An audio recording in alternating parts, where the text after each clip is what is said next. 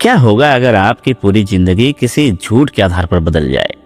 आज हम एक ऐसे खौफनाक जेल की कहानी सुनेंगे जहां एक निर्दोष आदमी ने न केवल अपनी जिंदगी को खोया बल्कि एक खतरनाक प्रतिशोध के लिए भी रास्ता तय किया।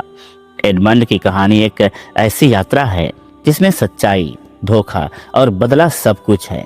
यह कहानी बताती है कि जब तक हम हार नहीं मानते तब तक हमारी असली ताकत और उम्मीद कभी भी खत्म नहीं होती है। क्या होगा जब एडमंड को मौका मिलेगा अपना बदला लेने का? क्या वो उस जेल से बाहर निकल पाएगा? जानिए इस दिलचस्प सफर में और जुड़िए हमारे साथ इस अद्भुत कहानी के साथ। कहानी की शुरुआत एक सुनसान टापू पर स्थित एक खौफनाक जेल से होती है। इस जेल में आज नए कैदी लाए जा रहे थे, जिनमें से एक एडमंड भी था। जब एडमंड वार्डन से मिलता है तो वह उससे कहता है, सर मेरी मदद कीजिए, मैंने कुछ नहीं किया, मुझे यहाँ गलत इल्जाम में भेजा गया है। वार्डन बड़ी सहजता से जवाब देता है, मैं जानता हूँ, अगर तुमने कुछ किया होता तो तुम्हें देश के अंदर किसी जेल में भेजा जाता। यहाँ इतनी दूर इस जेल में सिर्फ उन्हीं लोगों को लाया जाता है जिनके खिलाफ कोई साजिश की गई होती है। इसके बाद वार्डन ने एडमंड को बेरहमी से मारा और फिर उसे जेल के कमरे में बंद कर दिया। उस कमरे में एक लकड़ी का दरवाजा और एक छोटी सी खिड़की थी जो साल में सिर्फ एक बार खुलती थी, जब वार्डन बिना किसी कारण के कैदियों को पीटने के लिए अंदर आता था। समय बीतता गया और एडमंड उस कमरे में अकेले रहते रहते बेहद बेचैन और निराश हो गया। उसने दीवार पर उकेरना शुरू किया, भगवान मुझे न्याय दिलाओ।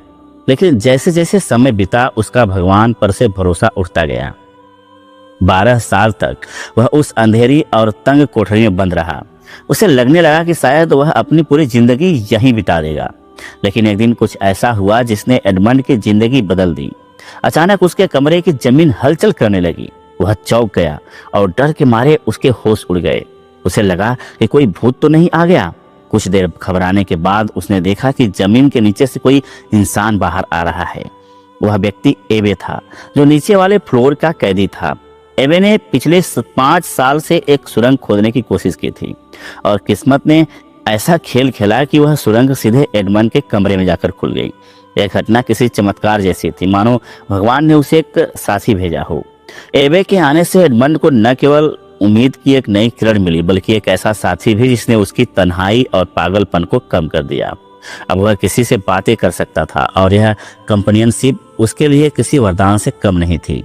एबे ने जोश और उत्साह के साथ एडमंड को अपने कमरे में बुलाया। एडमंड भी बेहद खुश था कि अब उसे समय काटने के लिए दीवारों पर पत्थरों से निशान बनाने की जरूरत नहीं पड़ेगी। जब वह एबे के कमरे में पहुंचा तो वहां का नजारा देखकर उसकी आंखें फटी रह गई।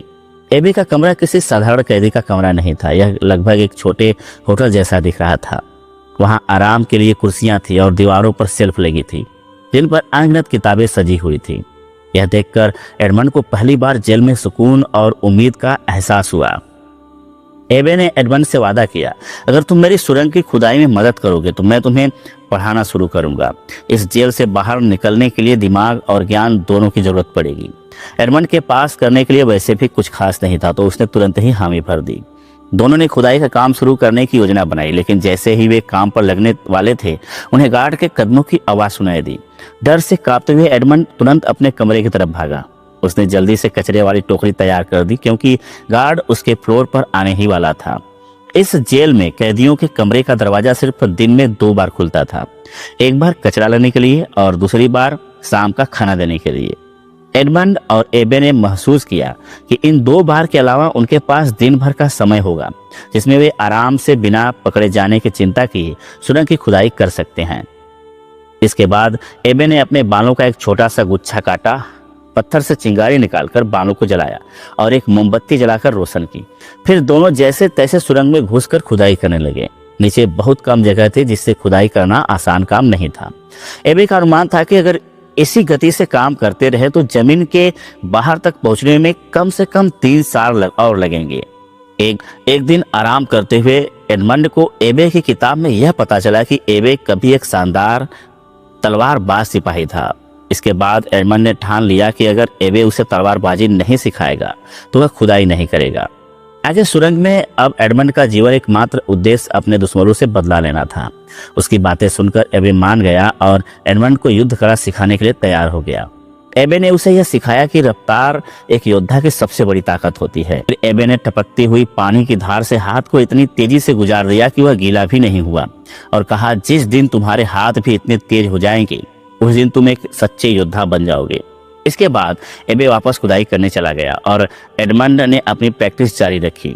कुछ दिन बाद एबे ने दरवाजे से लकड़ी के फट्टे तोड़कर नकली तलवार बनाई और एडमंड को सही तरीके से तलवारबाजी सिखाने लगा। जब उसकी ट्रेनिंग खत्म होती है तो एडमंड पढ़ाई में ध्यान देता है। अब उसका पूरा दिन पढ़ाई, खुदाई और तलवारबाजी के प्रैक्टिस में ही बीतता था।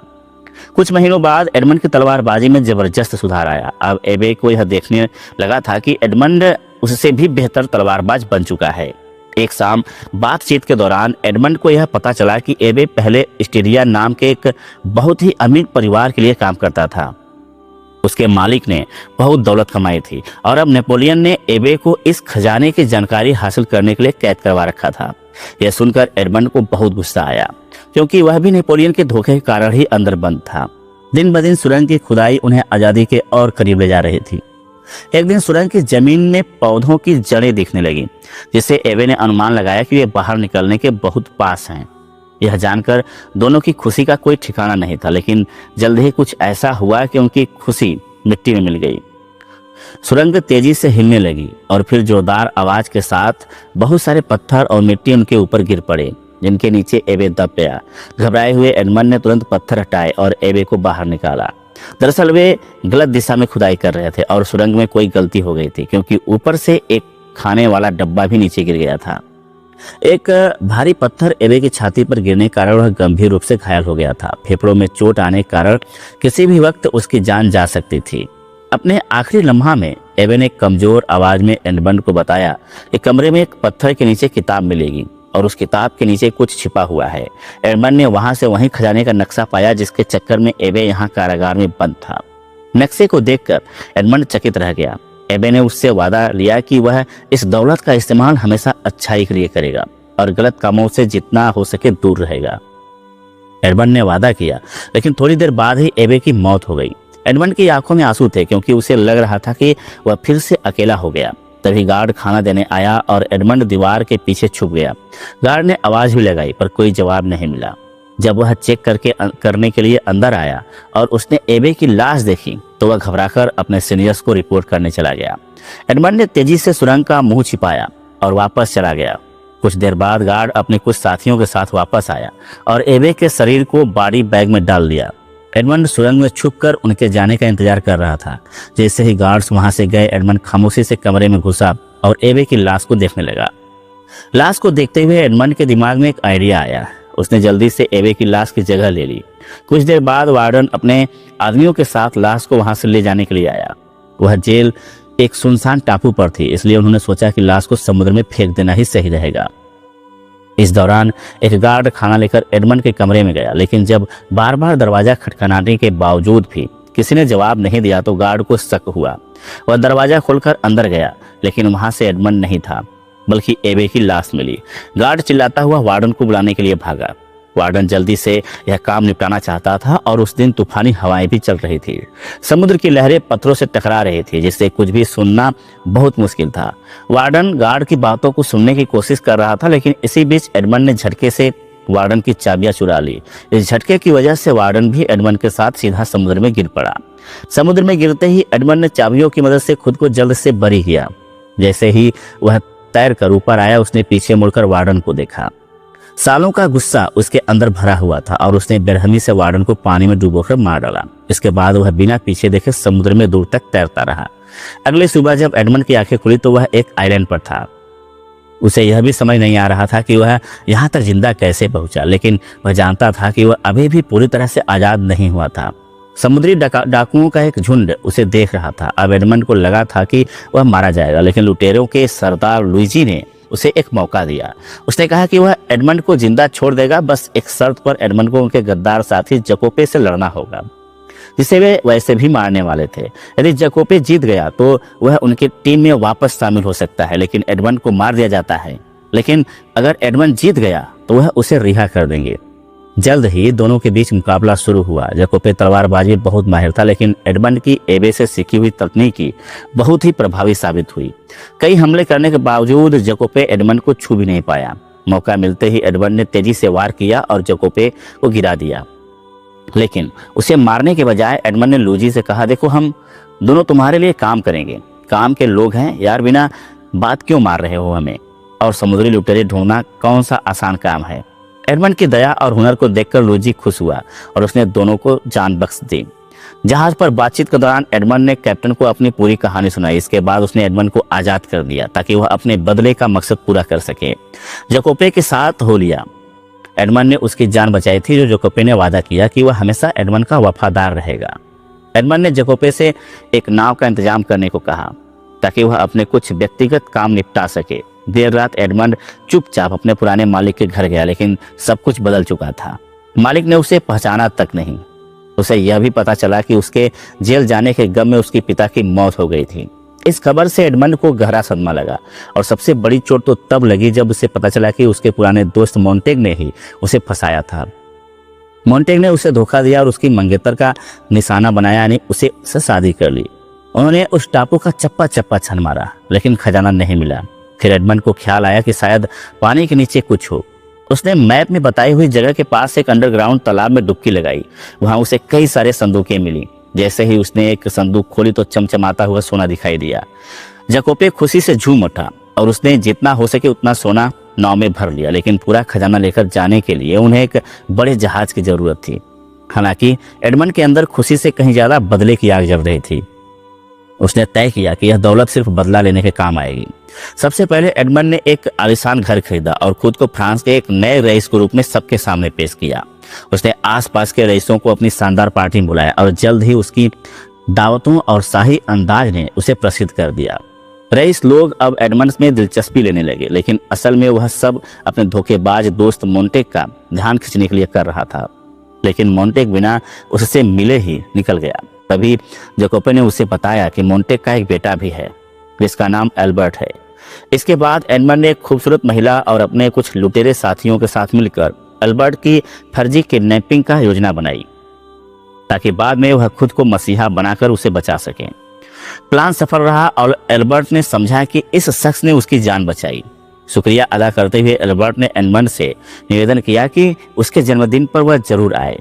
एडमंड ने थोड़े नखरे दिखाए, लेकिन आखिरकार वह मान गया। उसी पार्टी में एल्बर्ट ने अपने पिता मोंटेग से एडमंड का परिचय कराया और वे दोनों 13 साल बाद एक दूसरे के सामने थे।